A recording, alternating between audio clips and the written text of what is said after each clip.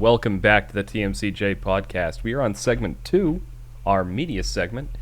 We actually had 2 movie nights this week. We did. We did indeed. First one being... I forgot that it was 2 in 1 week. Okay, so my memory's not great. And, yesterday I was saying, we've got the podcast tomorrow. Maybe we should watch Kaiser's movie before then. Yeah, that would have been 3 movies. Oh god. That would have been, quite a lot to talk about in one. We probably would have wanted to save one if that were the case. But we, it was probably aided by the fact that I was on vacation this week, so I had a little bit of extra time. But yeah, we watched the original Chronicles of Riddick movie, and then Scarface. Scarface being... What's the second movie in the Riddick installment? Was it actually the second one? Yeah, the first one is more of a horror. Oh. I'll be honest, that movie didn't really stick with me too well. Like, some movies I remember everything that happened, but that one, the plot kind of just went in one ear and out the other. So I watched that originally when I was, super, super young, and I think with age it's kind of less... It grabs me less. But it's still, I really enjoy it as a movie. Well, yeah, there were some really badass action scenes in it. One of my favorite ones that still sticks with me, it's one of the few that I still actually really remember, and I can't remember what the context is around this, but there are these guys, getting up in Riddick's face, and he said something like, "I'll kill you with my teacup." Yeah, that's the one I kept going on about. Yeah. So, the prison guards were patting Jack down. Jack, killed one of them, and then the rest start mugging her, and he's like, "You should put the woman down," kind of thing. Yeah. And, what are you true gonna to his do? word. Kill us with your soup cup? It's tea. Yeah, he's like, "I'll kill you with my teacup." And he does it. Yeah. He shatters it and grinds it into the guy's chest. Yeah, a lot of cool, badass action moments. It seemed like it was an enjoyable movie to watch, but yeah, I'm now, not even a week on, I'm struggling to remember most of the plot. Yeah, so in the first one, he's being transported as a criminal by basically a passenger ship. Ship goes down, 90% of the crew are dead. There's a crew of 10 of them still alive also. And he isn't going near the group because they all want to kill him because he's a criminal. And eventually they work out, so there's several suns in the solar system, and so it's not turning to night. But they find this base that reveals that it turns to night once every God knows how many years, whatever. And then it does start to become night, and these creatures come out from the earth, and everything is pitch black everywhere, hence the title of the movie is Pitch Black. Yeah. And they can fly, they're nigh on indestructible, and the group has to get to the last remaining ship on the planet to escape. And the only people to escape are Riddick, a holy man, and the little girl called Jack. So that explains why he goes to see the holy man at the beginning of the second film, and his connection with Jack, who has grown up and become an actual crazy woman. Hello? Yep, I heard you. Okay. I didn't know. I was waiting to see if you were done with the yeah. plot synopsis. Yeah. Honestly, I don't really have I don't have too much to say about it. This is one of those it's a movie that I think I may rewatch at some point, because I would like to see it again, because as a spectacle movie, it seems like the kind of movie I would really like to have on while I was doing something else, have it playing in the background while I'm doing stuff around the house, or working on editing something, just as because it had a very good popcorn movie kind of quality, right? Yeah. Where it's just it's enjoyable to watch, but the third episode in it was a far more recent release, so maybe that would appeal more. And it takes on a very slight horror element from the first film, and also kind of the action from the second film. So the third film would probably be more popular to people today. The third film, and there's a lot of very cool moments in that as well. Yeah, and that one, I think, didn't that came out in the 2010s, didn't it? The third one, I think. Yeah, it was. Let's see, 2013. Okay, yeah. And I think someone's actually put it all on YouTube illegally, but what I'm saying is you can watch it for free if you wanted, I think. Yeah, I kind of stumbled across that while I was looking for Riddick 2. Yeah. Also, he's got a doggo in number 3. Oh, clearly. Then that's got to be the best movie, though. Oh, yeah. It just makes everything better. But yeah, the I don't know. I feel like I'm failing here, but You're trying to find things. So yeah, no, it's just a fun action movie. It was. Yeah. So the other movie we watched. Yeah, and I feel Scarface. like this is going to be one that we probably talk about quite a bit more, because this was a movie that I have owned on Blu-ray, and it, to this day, sits unopened on my shelf. And it's one that, because it's a 3-hour movie, it's one that I always intended to watch, but it was one that I wanted to actually sit down and watch. And I rarely have the patience to sit still and watch something for 3 hours. So yeah, I just never got around to it. I think I've owned the movie for 2 or 3 years now, and I just never did. I'm glad that we finally did watch it, because I can see why it's such a classic. And it is a long movie, but it does. When I was watching it, with the exception of like a couple bits, it didn't seem long. Like, it had me kind of riveted and like really interested in how the movie was going to go throughout the entire 3 hours. Yeah, and I saw how like aspects of it have been taken into other films since its release. Oh, and there are quite a few iconic quotes that I've heard elsewhere first, and I didn't really know what they were referencing. Just yeah, there's a lot of them. Yeah, like the scene where he's in the restaurant, he's like, "Say hello to the bad guy. You're never gonna see a bad guy like this again." And it just like that. The fact that Al Pacino does a fairly good job, like doing that character and doing that accent, because his other main role was in the Godfather, playing Michael Corleone, and very different character. Yeah, very different character, very different. Different movement, different style, different accent. Yeah. But I think it really did showcase like how good his acting range was. I will say that if anyone hasn't seen the movie and intends to watch it, it is a fairly brutal movie. It doesn't get like too in your face with gore, but there are some fairly intense like scenes. Yeah, in my opinion, the only scene which was intense enough that okay, obviously, you know, because I was like, can we pause here? And I asked if he was okay. Yeah. Was the shower scene. Yeah, with the chainsaw. I realised to people listening, that sounds like maybe it's a smutty scene with the shower. No, that's not what we're talking about. No, it's a fairly brutal murder with a chainsaw. It is. And I saw it. I mean, there was a build up to it, so you knew it was coming. But I was like, nah, they're not going to do this. They're not going to do this. And then I was like, hang on, it's kind of an old film. Maybe they could get away with this. Oh yeah. But they didn't actually show it, fortunately. Well, they show blood flying out and the guy screaming, which is pretty bad. But yeah, that was pretty graphic. Well, yeah, what got it? Because you're right. They don't graphically depict any of the gore really.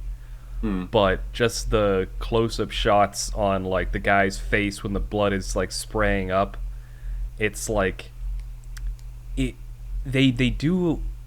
I think they do something that a lot of movie makers now could kind of learn from, is that they actually used the fact that they weren't showing it was more horrifying, because it's left in your imagination what was going on like just outside of the camera shot.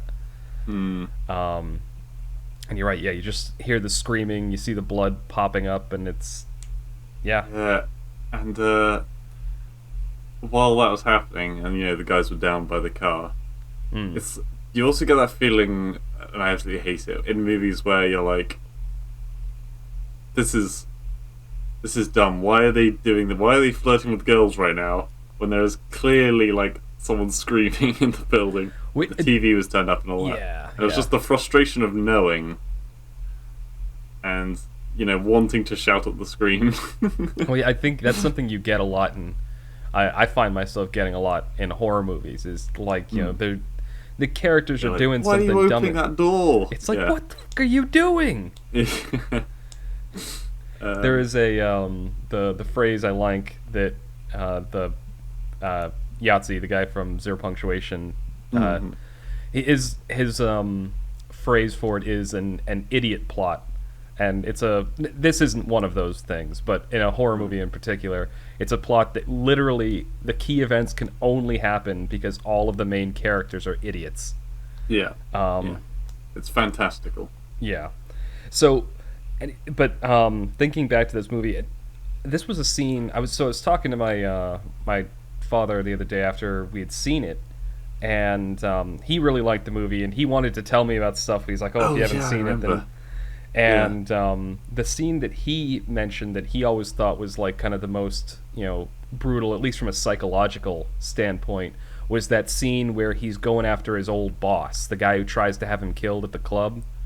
Oh, what, when he walks into the boardroom with his two buddies? Yeah, exactly. And then the guy's like, there's that slow like build up where it starts off really tense and it just builds and builds and builds. And then I was super chill during that. I don't know. I found it to be. I kind of agree with my dad on this one. It was. I think it's not. I didn't find myself like moving around in my chair or like going like, oh god, like I did during the shower scene, but like from a psychological perspective, like the fact that guy, like you as the audience knew that this guy's dead. And it was just watching the slow realization of this guy thinking, oh god, I'm going to die. And then having that momentary relief before he ends up getting shot.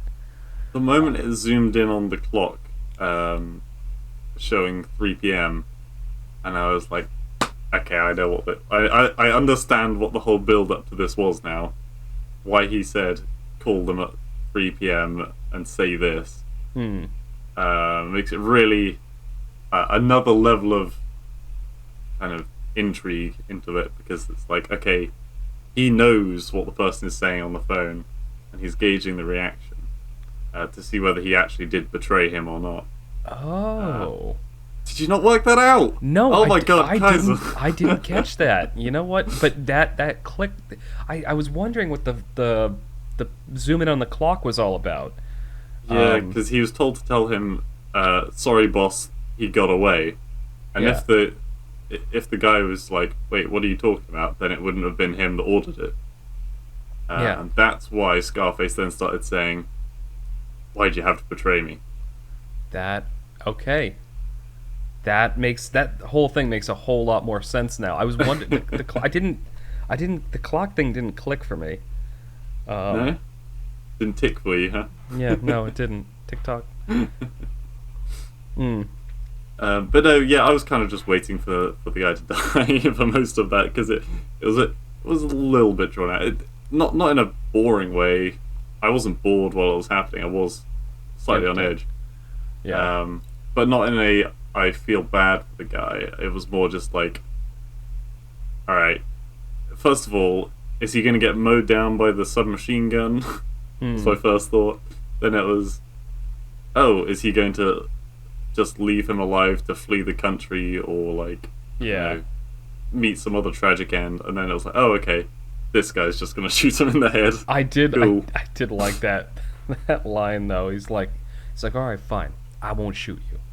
And he looks at his his second in command guy there, and he's like, all right, shoot this motherfucker. and then you go through all that. He kills the two guys, and then it's just the last guy, the subordinate there, and he's just like, and he's like, oh, what about him? And he turns back, and just there's this very tense moment, and then he just goes, you want a job? And my dad made this point when I talked to him. It adds just like a little bit of levity at the end of a very bit of humor. Yeah, and I think that was kind of needed, because that scene probably, like I said, maybe not as intense as the shower scene in terms of pure like horror, but you need like a little bit of a little tick up at the end there. They do that a lot in the movie. I'm finding, or I'm like thinking back on it. They have a very intense scene followed by a bit of levity to kind of balance you out. It.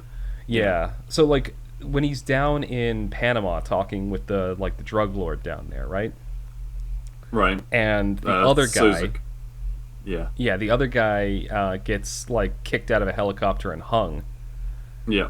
That's also pretty brutal. But then it goes back to them, and there's kind of both a character development moment for Scarface, but also for Tony Montana, but also a bit of levity there. He's like, I only got two things in this world. I got my balls, and I got my word, and I don't break neither of them for nobody. Yeah. And I like, because it was kind of a funny line, but B, it's a bit of character, a bit of a character defining moment for Tony Montana. Yeah, I mean, up till the point where the helicopter takes off. I mean, if you take out the fact that they were talking about cocaine, it could have been a scene from Pride and Prejudice. They were just like walking through a building, then they were sitting having afternoon tea. Beautiful garden. It was all garden. very casual, very relaxed. That is a hilarious juxtaposition. Fucking Pride and Prejudice and Scarface. And then, suddenly there's a bruised and beaten guy who's just been kicked off the helicopter with a noose around him. Yeah. And that to me was the big juxtaposition, and yeah, then it went to the... That reminds me of... there's a... I thought, honestly, they were just going to kick him out of the helicopter and let him drop. There was a dictator in South America, like a military dictator, and I can't remember his name. It started with a P. Pinochet. He used to execute his political enemies by, kicking them out of helicopters, and having them fall to death. Just a little bit of a real life thing there. So I honestly, I didn't even think that they were going to hang him. I thought they were going to just kick him out and let him fall. Yeah, but then that'd make a terrible mess in the garden. Yeah, well, so something I failed to remember in the segment 1. Yeah. You know how I was talking about all the characters from films and stuff in Payday? Yeah. Tony Montana is also in Payday. Of course. Although, no. Sorry, in the bio, it's like someone who thinks and resembles Scarface, although obviously everyone knows that Scarface died X years ago. Yeah. Oh Sorry, my god. That ending, like that last standoff scene, was pretty crazy too. That was a good ending. Well, I'd say good ending. I would prefer, obviously, if he survived, but even then, it's a good way to go out. Yeah, I mean, he's fighting off tons of people with an assault rifle with a grenade launcher on it.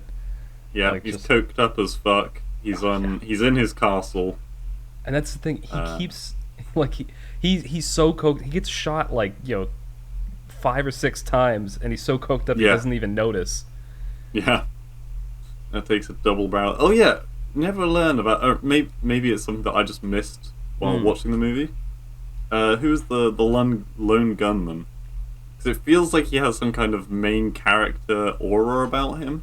Yeah, you know what? I don't know. Yeah, he looks really out of place. 'Cause he looks like the Terminator, right?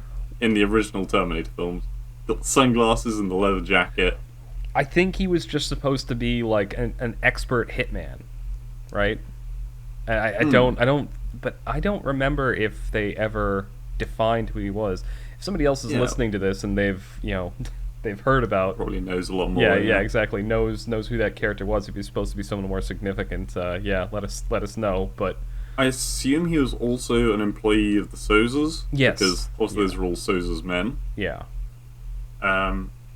That's why I'm thinking. I think they threw a bunch of like cannon fodder and then, one sent in the Terminator. Yeah, one like professional hitman. I didn't read any deeper into it than that. I just thought it was like, okay, all these other guys who are running around dying, like they're literally just there to distract and soften up the house before, Sorry. before the big man comes in and finishes the job. Yeah, very inefficient weapon for an expert assassin, I would say. Yeah, but I mean, it's got style to it, obviously, but yeah. Yeah, but I think it's also a little bit more like he seemed to be up close and personal because doesn't he like? I think he like choked somebody out earlier on. Like he was going for stealth, that guy, whereas everyone else was just. He kills the fat man, right? Yeah. And with the fat man, he literally comes up behind him, puts the double-barreled shotgun to the back of his head, and pulls the trigger. Oof. Alright, so he was going in for close range work.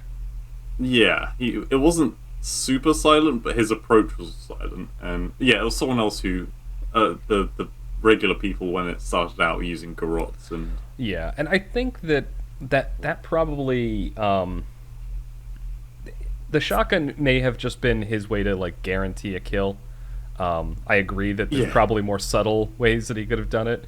But it is like, pretty final at close combat. But. Yeah, exactly. Like if you you can take like a few bullets from like most machine guns and it'll be fine. But the depending on where they hit you, like it's not a guaranteed kill unless you nail somebody in the head. But with a shotgun, especially a double barrel at close range, you're gonna like completely rip up their insides. Or if in the case of the fat guy in the back of it. Sorry, this is getting very bit graphic, but it's fine. We got time. But so that's what I was thinking. But you're right. Like I'm thinking like maybe a garrote or a knife would have made a little bit more sense. But so, I mean, it was Miami in the '80s. Like, it's Miami is known, at least in the gaming world, for being a place where you get some crazy killing people. It's like the running meme of Florida Man. Well, yeah, I was thinking Hotline Miami specifically. There is that too, which is also set in the '80s in Miami. The one of the main issues, as awesome as the ending is, and I don't think they could have made it any more awesome.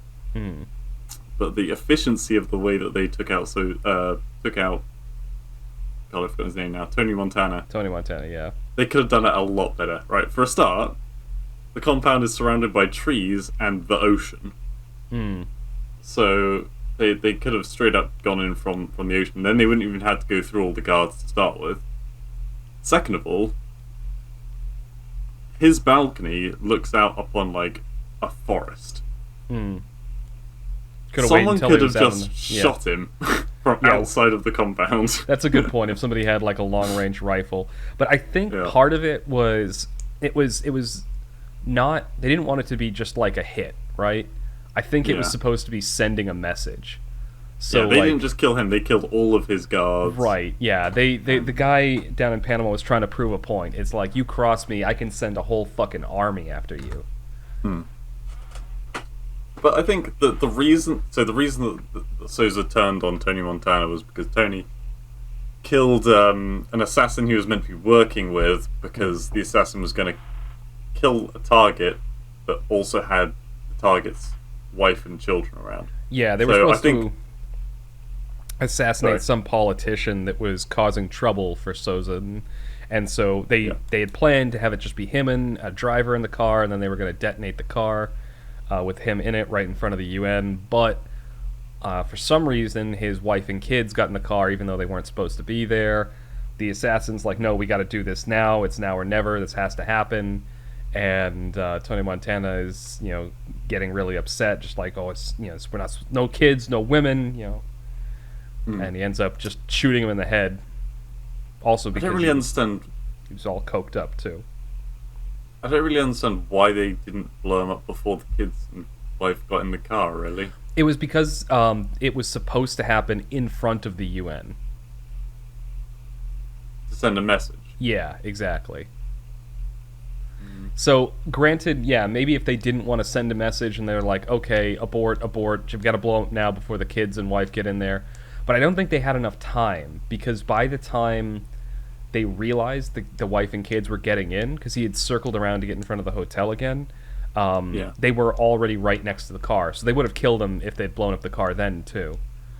And so I think that was why and then they spend the next, mile or two arguing in the car. Yeah, I mean, they could have also just waited till they got to wherever they were going. Waited until the wife and kid got out, if they got out first, maybe. Yeah, it's pretty unlikely.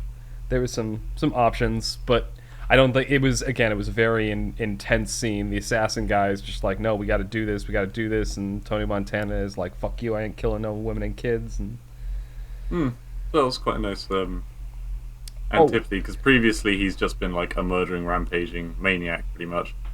But it shows a very human side to him. There's also something, some of the Spanish gets translated, right? And it's usually when there's exposition. But this is something that I mentioned while we were watching the movie. There's little interactions that they have in Spanish, and most of the time it's just rudimentary Spanish. They're switching back and forth, and so you can pretty much figure out what they're saying, if you know any Spanish at all. But there are a couple little interactions they have with each other that they don't translate and are in Spanish, and it's a lot funnier if you actually know what they're saying. One that I will not say in English because it's kind of crass is they're looking at these women walking by, and there's two hot women, and then there's two older women behind them, and then the guy's like, oh, look at those beautiful women, and the other guy next to him is like, what are you talking about? They're 70 years old, and he's like, not those ones, the hot ones. And then they're messing with each other, and as they're walking off, they see another woman in a bikini, and one of the guys in Spanish goes it was something like "Que coño rico," and it's let me just say it was basically an expletive about how rich a certain part of her body was. A swear word that I don't want to use in the podcast. I think you actually used it in part 1 anyway. Oh. Yes, you did. But anyway,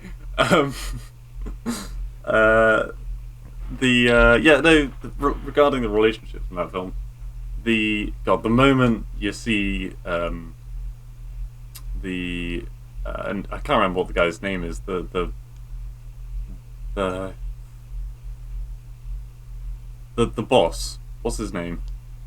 What was his name? Frank, maybe? No. Let's call him Frank. Let's call him Frank. Frank the boss. Yeah, I can't remember his name. When they first see his wife. Yeah. And it's the instant, oh, I fell in love the moment I saw her thing. That just made me mentally sick, because I was like, alright, you've not even met this woman yet, and you've just seen her once, and you're obviously it's the worst person in the world you can fall for. Well, I think the power bit of it was also one of the reasons that they were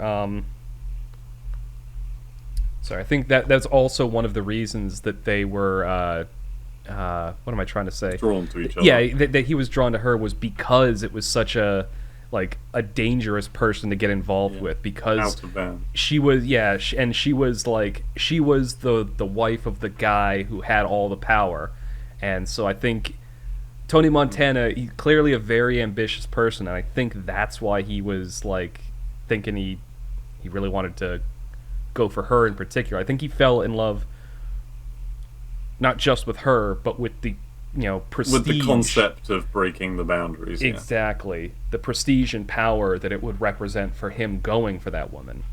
And I think that must be the only thing, because she was like an asshole, and I mean, also she was permanently coked up. Yeah. She was smoking. There was one scene where she did